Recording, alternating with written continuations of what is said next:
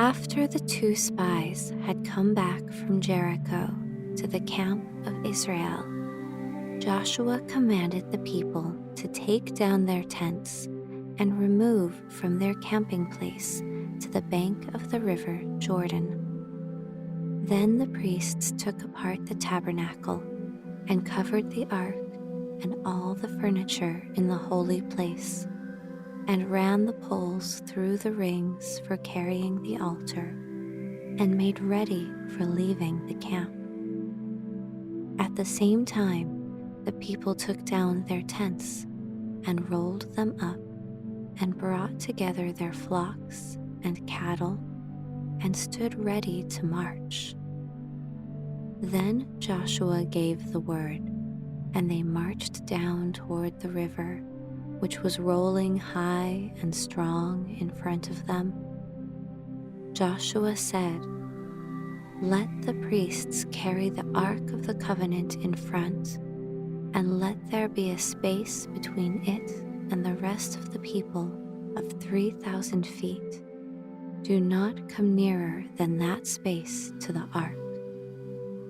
And all the people stood still, wondering, while the ark was brought on the shoulders of the priests far out in front of the ranks of men, until it came down to the very edge of the water.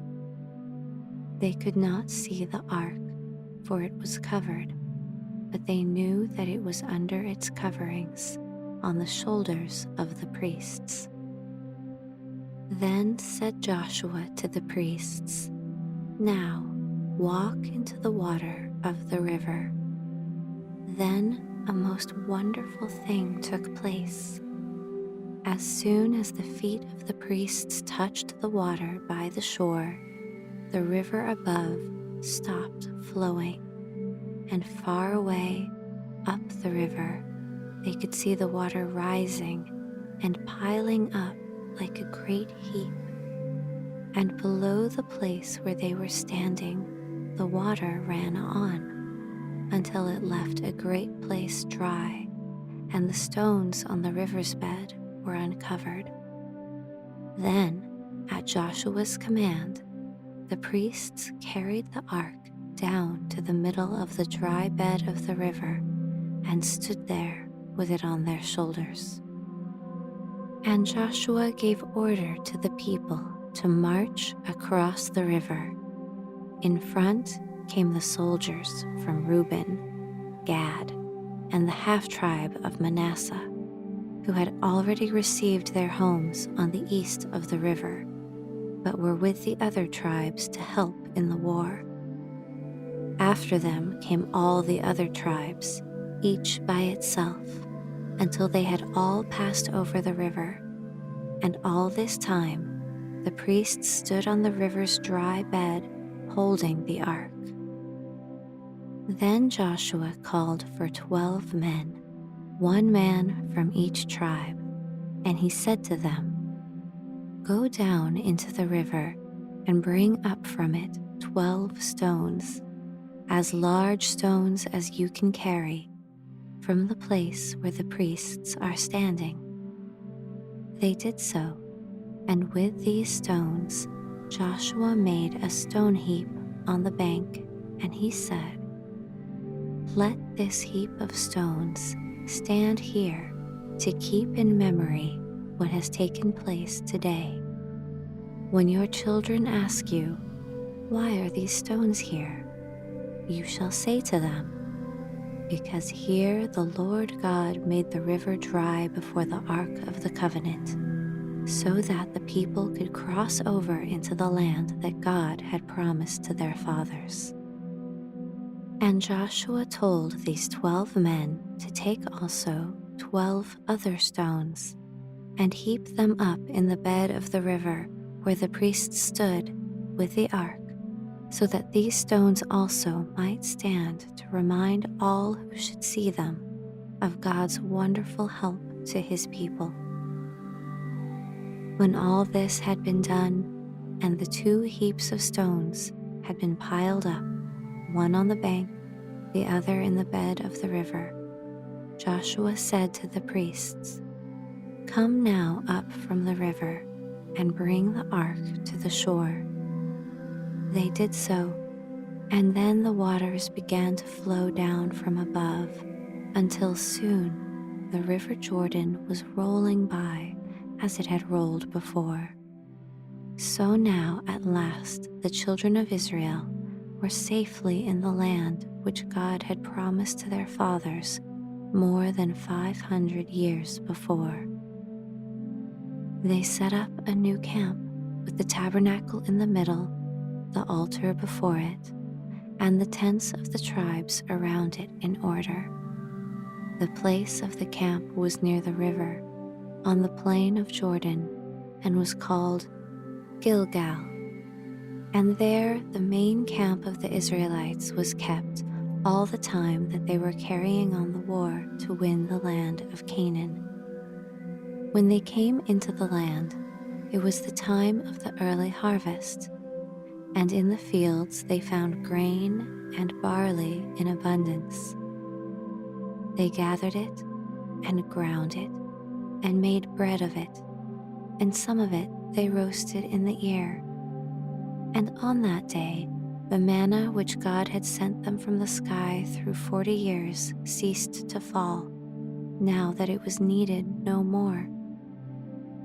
There, in full view of the new camp, stood the strong walls of Jericho.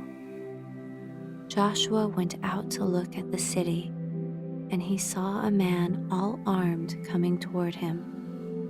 Joshua walked boldly up to the man and said to him, "Are you on our side, or are you one of our enemies?" And he said, "No, but as captain of the Lord's host have I come." Then Joshua saw that he was the angel of the Lord, and as he bowed before him, said, "What word has my Lord to his servant?" And the captain of the Lord's host said to Joshua, "Take off your shoes from your feet, for it is holy ground where you are standing." Joshua did so, for the one who was speaking to him was not merely an angel, but the Lord himself appearing as a man. And the Lord said to Joshua, "I have given to you Jericho, and its king, and its mighty men of war, and I will destroy the city of Jericho before you." Then the Lord told Joshua the way in which the city should be taken. And Joshua went back to the camp at Gilgal and made ready to march as God commanded. During the next 7 days, all that was done was according to the word spoken by the Lord to Joshua. They drew out the army as if to fight against the city. In front came the soldiers from the tribes on the east of the river. Then came a company of priests with trumpets made of ram's horns, which they blew long and loud. Then came the Ark of the Covenant, borne on the shoulders of the priests. And, last of all, came the host of Israel, marching in order. No one shouted, nor was any noise heard, except the sound of the ram's horn trumpets. They marched around the walls of Jericho once on that day, and then all marched back to the camp. The next morning, they all formed in the same order, and again marched around the walls of the city. And so they did again and again, marching once each day for 6 days. On the 7th day, by God's command, they rose very early in the morning and did not stop when they had marched around the walls once, but kept on marching round and round until they had gone about the walls 7 times. As they went by, they saw at one window on the wall a scarlet cord hanging down. and they knew that this was the house of Rahab, who had saved the lives of the 2 spies. When the 7th march was ended, they all stood still. Even the trumpet ceased, and there was a great silence for a moment, until the voice of Joshua rang out, "Shout, for the Lord has given you the city." Then a great shout went up from the host, and they looked at the wall and saw that it was trembling and shaking and falling. It fell down flat at every place but one. There was one part of the wall left standing, where the scarlet cord was hanging from the window. And Joshua said to the 2 spies, "Go and bring out Rahab and her family and take them to a safe place." They went into Rahab's house on the wall and brought her out, and with her her father and mother and all their family. They cared for them and kept them safely in the camp of the Israelites until all the war against the people of the land was ended.